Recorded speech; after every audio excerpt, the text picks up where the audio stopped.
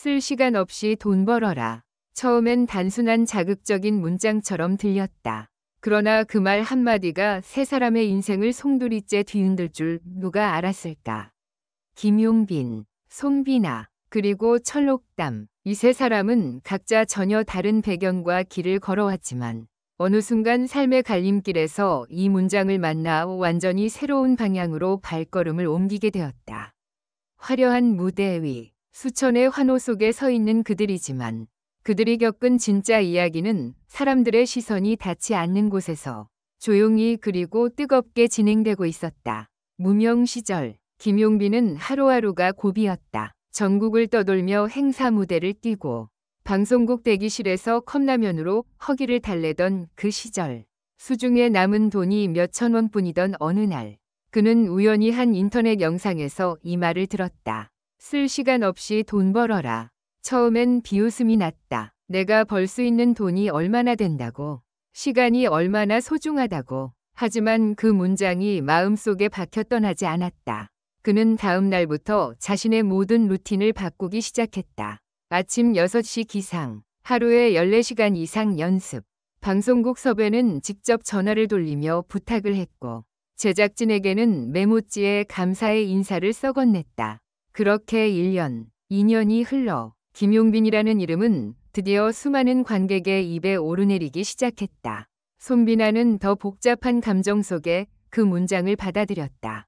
어린 시절부터 재능을 인정받았지만 오히려 그만큼의 무게를 짊어져야 했다. 부모님의 기대, 회사의 압박, 스스로를 갉아먹는 불안감까지 하루에도 수십 번 포기하고 싶은 충동을 억누르며 살아가던 어느 날, 그녀는 김용빈의 라디오 인터뷰를 들었다. 그곳에서 그는 담담히 말했다. 쓸 시간 없이 돈 벌어야 했어요. 그게 가족을 살리고 나를 살렸으니까요. 그 말은 손비나의 심장을 세게 때렸다. 이후 그녀는 자신의 삶을 완전히 재설계했다. 과감히 예능을 줄이고 자신만의 음악 색깔을 찾아가기 위한 작업에 몰두했다. 단순한 인기보다 더 오래가는 무언가를 위해 그녀는 비로소 진짜 자신을 마주하게 된 것이다.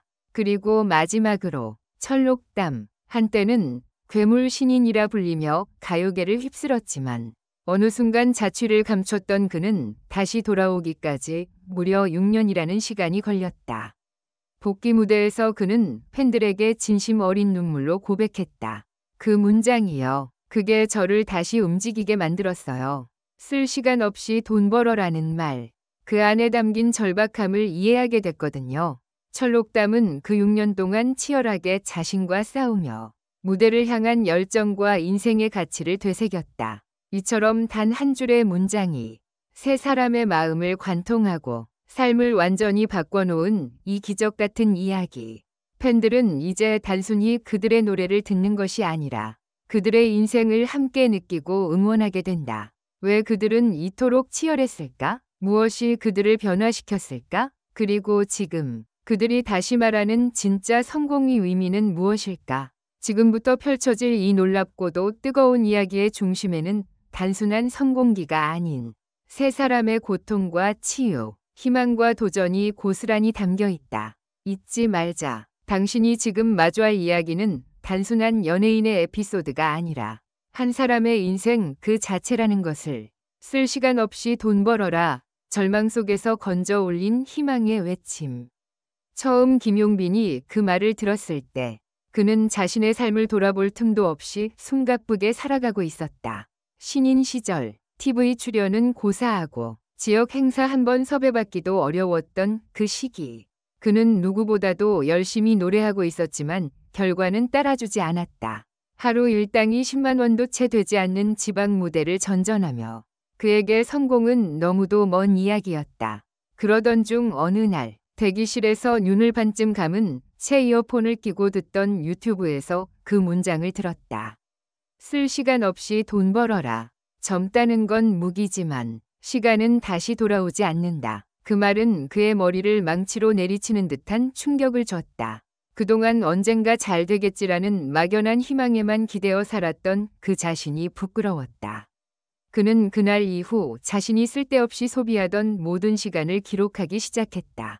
SNS, 게임, 카페, 심지어는 불필요한 대화까지. 그는 하루를 15분 단위로 쪼개 스케줄을 짰고 그 안에서 연습, 곡 연습, 피드백 영상 촬영까지 스스로 해내기 시작했다. 놀라운 변화는 몇 개월 뒤부터 서서히 시작되었다. 작지만 충실한 팬들이 하나둘 생기기 시작했고 유튜브 커버 영상이 입소문을 타면서 하루에 수백 명씩 구독자가 늘어갔다.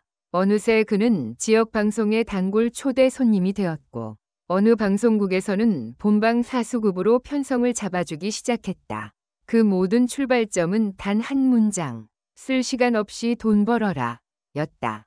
손비나. 예민한 감수성 위에 올라선 도끼. 손비나는 정반대의 위치에서 출발했다. 그녀는 데뷔 당시부터 이미 아이돌 출신 트로트 요정이라는 타이틀로 주목을 받았고 각종 방송에서 예쁜 외모와 안정된 음색으로 인기를 끌고 있었다. 그러나 화려한 겉모습과는 달리 내면은 공허함과 불안정함으로 가득했다. 회사는 매출을 요구했고 팬들은 항상 밝은 모습을 기대했다. 그녀는 카메라가 꺼진 순간마다 지쳐 무너졌고 무대 위에서도 자주 실수하며 자책하는 날이 많아졌다. 그녀가 처음 김용빈의 라디오 방송을 들었던 날도 예능 녹화를 마치고 숙소로 돌아오던 늦은 밤이었다. 피곤해 절어 라디오를 틀었고 우연히 김용빈이 말하던 그 인터뷰 속 문장을 들었다. 쓸 시간 없이 돈 벌어라.